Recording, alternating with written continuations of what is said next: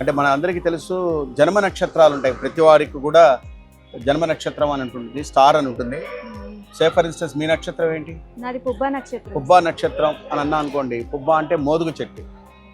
మోదుగు అంటే నేను నమస్కారం అంటే ప్రతి వాడికి. ఇప్పుడు నాది స్వతహాగా ఆరుద్ర నక్షత్రం. ఆరుద్ర నక్షత్రంకి చింత చెట్టు ఉంది.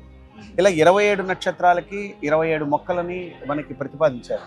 ఆ 27 మొక్కలుని వాటిని ఏమి చేయగలిగా మొక్కలని రోజు చూసినా వాటికి ఒక గ్లాసు నీళ్లు పోసినా బాగుంటుందండి.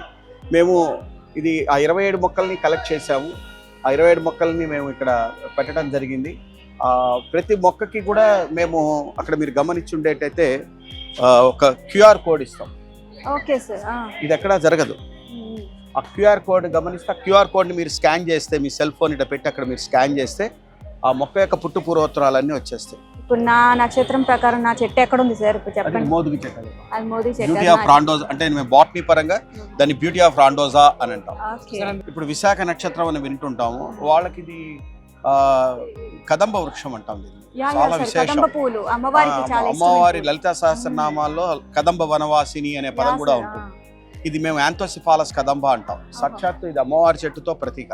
అమ్మవారు దీని కింద కూర్చుంటుంది అనేది లలితా సహస్రనామాల్లో చెప్పబడుతుంది. సో ఈ చెట్టు ఇప్పుడు ఇది చింత చెట్టు, టామరిండస్ ఇండికా. ఇలా ఇది నా చెట్టు, మా చెట్టు. ఇలా ప్రతి చెట్టుని ఇట్లా మేము చెప్పుకుంటూ వస్తుంటాం. ఇది మధ్య చెట్టు. స్వాతి నక్షత్రం వాళ్ళకి మధ్య చెట్టు మంచిది. స్వాతి నక్షత్రం ఉందనుకోండి, ఇక్కడ రాస్తాం. ఇలా పెట్టాం. ప్రతి వాళ్ళు అంటే దీన్ని బాగా ప్రచారంలో తీసుకురావాలని ప్రయత్నం చేస్తున్నాం మేము. చాలామంది మీడియా మెంబర్స్ చాలామంది వచ్చి ఇప్పుడు మీ మీడియా ద్వారా కూడా ఇది అందరికీ తెలిస్తే 10 మందికి ఉపయోగపడుతుందనే ఉద్దేశంతో మేము చేస్తున్న ఒక కృషి ఇది. వాళ్ళు వచ్చి చూసుకుంటుంటారు, అందరూ చేస్తారు. Dhanvantari is a God of medicine.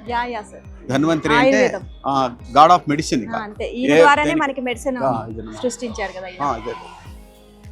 ఇది మోదుగ చెట్టు అంటే ఇది. ఓకే సార్, ఇప్పుడు నేను దండం పెట్టుకుంటాను. ఎందుకంటే మీ ద్వారా నేను నా నక్షత్ర ప్రకారం ఈ చెట్టుకి దండం పెట్టుకోవాలి కాబట్టి.